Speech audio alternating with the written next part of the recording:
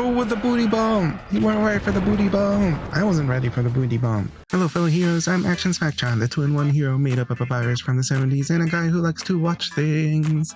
And I am loving this Ultraman Blazar. And, episode 3. Let's do it. Is that the monster of the week? Oh. Alright, destroying something as soon as I come out of the ground. Oh yeah, this is gonna be the episode where they're supposed to destroy an enemy without Ultraman Blazar? So is Gento supposed to be the one who pilots the dragon? Or do we have like another person on the team that's gonna be able to pilot this thing? He's 50 meters tall. In his mouth is the main weapon. Arms, the Earth gun. His liquid fuel main engine is capable of speeds up to Mach 4. And he can be yours for $59.99. Which means the rest of us can focus on learning how to pilot him. Oh, so they're all supposed to pilot him? The only reason... Here's to growing together. Here. Together. Sure. Liquid deuterium storage tanks all around the world are being drained overnight. And deuterium is what? Oh, hey, I can answer that. And as a possible new clean energy source. And this is very likely the work of a kaiju. Has Command been made aware of this? Yes, only... Alright, so I'm pausing it because I want to talk about the character of the guy that we, our science dude here, because he didn't get a whole lot of attention in the previous episode when we were learning about all the other members of SCARD.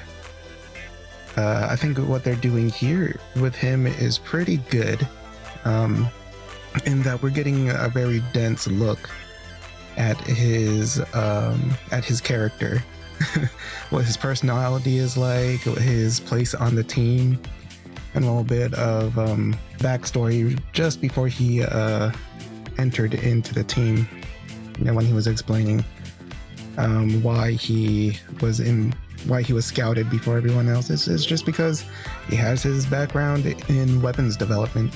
They also had like an opportunity for him to talk to the 2 other girls there, showing a little bit of chemistry between the 3 of them just as teammates, which was really brief. And again, I'd say it's pretty dense in how each member reacts to each other, with Emmy doing things like being the first one to reach out for a handshake. But I also like how our science guy, I can't remember his name, so I'm going to keep calling him science guy for the time being. Our science guy was able to explain for the layman the scientific terms that they were using, the technical stuff. And it was really quick. I kind of like how dense that was. Was this like 5 minutes in with commercials? Very interesting. I wonder if they're gonna give us more reason to like him later. Well, I mean, probably, right? That's one of the strengths of the Ultraman franchise, is them being able to endear the team to the viewer. So I'm looking forward to what they do with them. They're still dealing with the aftermath of Bazanga and Gatos. Bazanga, and that's not how you pronounce Badonkadonk, guy. Sounds so cool. Training time. Excuse me. Come through. Special forces made her tough, huh? Why is Emmy so everything? Well, she's everything to me. Okay, it's working. Next, use the Earth Fire. Area around the Tel VLS should be very lucky, and I will command the Earth Garrow. I really like that. I really like what they're doing, especially, you know, in lieu of me commenting on the appeal of Ultraman, and they're selling it to me right now. Also, Teruwaki, that's a name. Which one's that?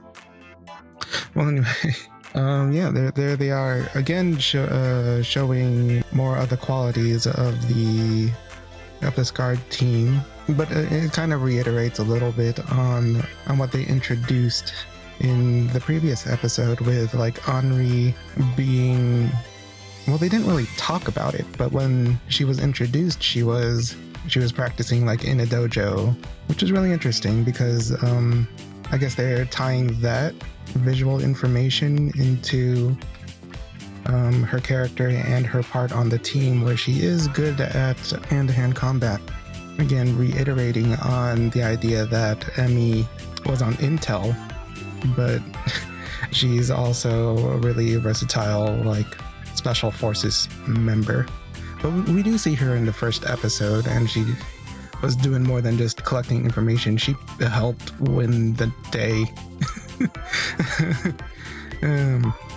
So it makes me think that there might be a whole lot more to Emmy's character than we realize. She might have like an extra part to play in the series that they're not talking about yet. Maybe we'll get to it. Ooh, there's light in the distance. See it coming closer. Hey, over here! And guys, check this out. I'm going inside of it. Is that it? Is that when he became Ultraman? So he's been Blazar for a while? Whoa. Oh yeah, we didn't talk about his cute girl yet. So what's your wife like? She okay? Man, they tease you with the picture of his wife and his kid. But he definitely has that I don't want to talk about it look on him. So it kind of tells you that maybe they're not okay. Maybe it's just that he has to stay away from them because of work. He does seem like the kind of guy who might be married to his job. Here's the UK, and this is America. It's getting bigger. How does it move from place to place all around the world undetected? Do they not notice the large kaiju-sized holes? It's Gambular. To Gambular. To Gambular. So the first episode was Bazonga. I really hope that in episode 3 we get to fight Vagoo. And I want to comment on some of what we're seeing of Henri. She's not just a big fan of Gento's work, but being in this unit, the Special Forces unit, seems to be a dreamlike experience for her. Here we plan and execute our operations together. Please speak your mind. Wow, like a real special forces unit. We are the Special Kaiju Reaction Detachment. So I guess we could look forward to our motivations for that when we probably get to a more focused episodes for her. Oh, so it does take multiple people to pilot this thing. In the past, when there are giant robots to battle kaiju from the Earth Force, they tend to be single pilots. Things like Savenger, that was a single thing. What were they called? Jeanbots? Go. I think it's overheating. Stimulate it any further! Do not stimulate the Vagoo! Way of knowing what could set this thing off. Hey, who are you talking to?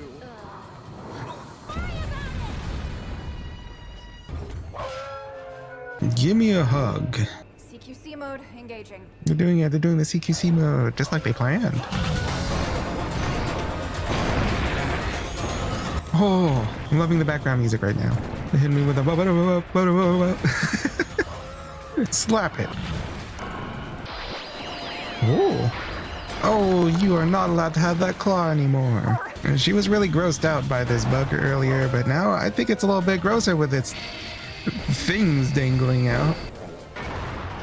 Oh, with the booty bump! You weren't ready for the booty bump. I wasn't ready for the booty bump. We got booty bumped. Press Garon's neck to manually engage the APU. I've got this. That's not good. Oh, that was so cool. Man, that background music got me. Hey, notice me! Notice if you slap some shots at him.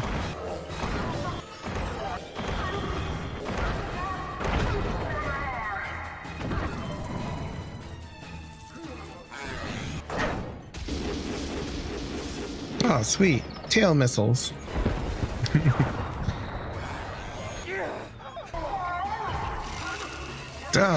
Still hot. Still hot even after we shoot it with missiles. Do something else with it, Blazar. So much that Blazar almost speaks English. Oh, is it sucking his Ultraman energy? Oh no. What just happened? You good?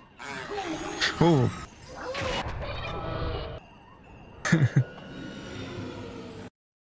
You know, I kind of realized after reviewing the first couple of episodes a little bit, like the footage of the fight scenes, I kind of noticed later that Ultraman Blazar's fighting style seems very Muay Thai inspired. It has a lot of the like flying elbows and flying knees, the ones that make me go, oh my gosh. But he also does the sort of ceremonial pre-fight dance that Muay Thai fighters tend to also do. I'm not sure if they do it also after, but there is a slight sense of like formality to the way Ultraman Blazar approaches his fights before and after, I guess. Which is very interesting to see